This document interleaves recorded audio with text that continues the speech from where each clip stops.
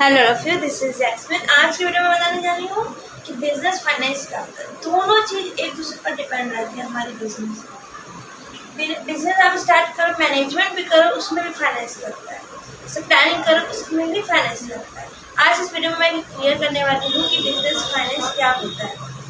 Business का मतलब ये होता है कि आप जैसे कोई भी सामान खरीदते हो, मतलब रॉ मटेरियल खरीदे। बिजनेस में यही रहता है, इंडस्ट्री भी है तो कुछ ना कुछ सामान उनको खरीदना पड़ता है रॉ मटेरियल बनाने के लिए, रॉ मटेरियल से मैन्युफैक्चर करने के लिए। बिजनेस में भी ये होता है, कुछ ना कुछ सामान वो लोग से परचेज करते हैं, तभी वो बेचते हैं। बिना परचेज किए नहीं बेच सकता है।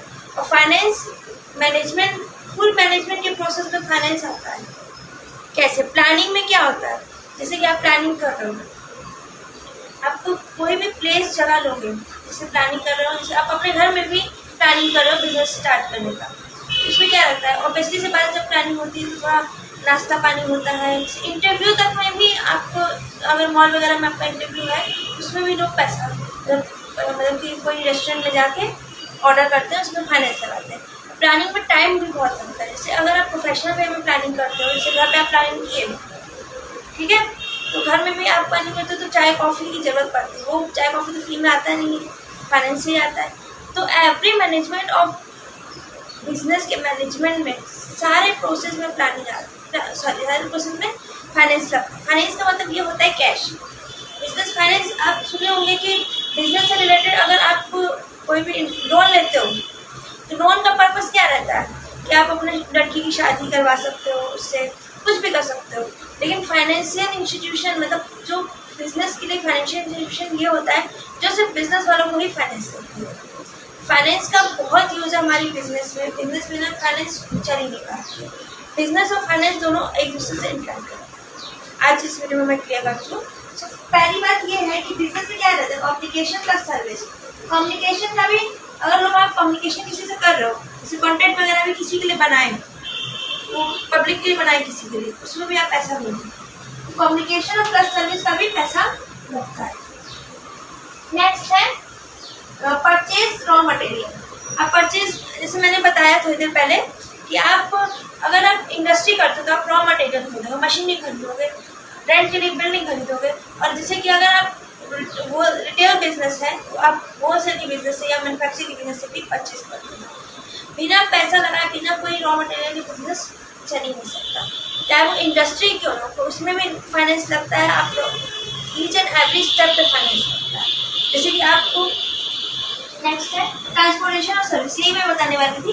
ट्रांसपोर्टेशन और सर्विस मतलब कि अगर आप परचेज करो कोई चीज़, जैसे ऑर्डर लिए मैन्युफैक्चर से होलसेल में जाना सामान, ठीक है, तो मैन्युफैक्चर से जब होलसेल में जाएगा उसके लिए एक पर्सन उनको लेके जा नहीं सकते, उसके लिए ट्रांसपोर्ट चाहिए, ट्रक चाहिए, ट्रेन चाहिए, मालगाड़ी चाहिए, कुछ भी चाहिए। तो आप उसके थ्रू ही सप्लाई इधर से उधर कर सकते हो, इसमें भी फाइनेंस लगा, ठीक है। नेक्स्ट लास्ट है रेंट एंड मशीनरी। अगर आप कोई भी चीज़ मतलब क्या क्या होता है, कितने लोग क्या करते हैं कि जो मशीनरी और रेंट दोनों हायर पे लेते हैं।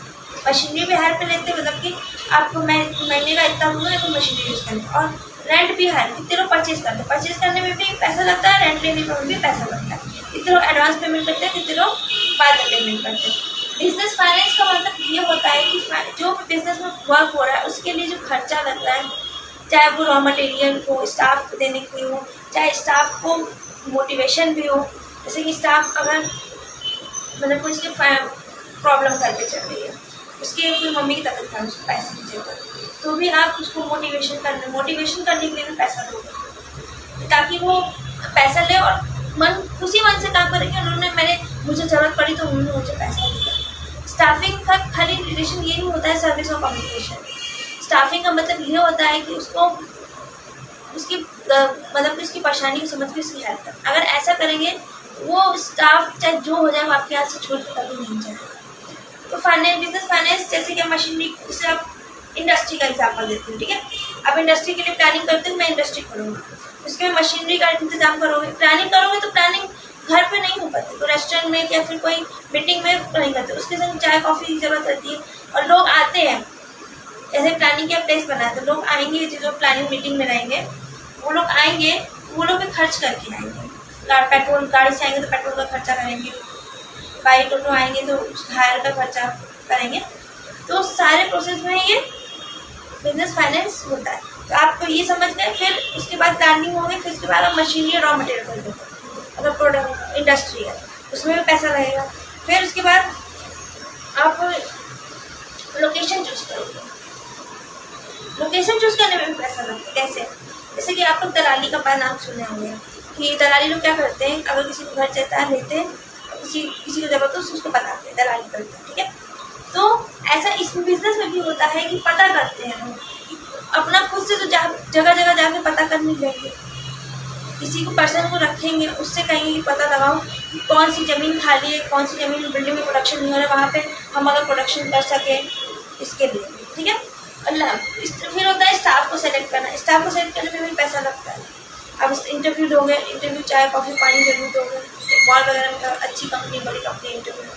प्लस अगर प्रमोशन होता है बिजनेस का, उसमें भी पैसा लगता है। प्रमोशन होना में ऑब्वियसली सी बात है, प्रमोशन कब होता है? जब इंसान अच्छे से सर्विस करता है। जितनी अच्छी सर्विस रहेगी, जितना तो कम्युनिकेशन रहेगा, उतना अच्छा उसका फ्यूचर सेटअप हो जाएगा।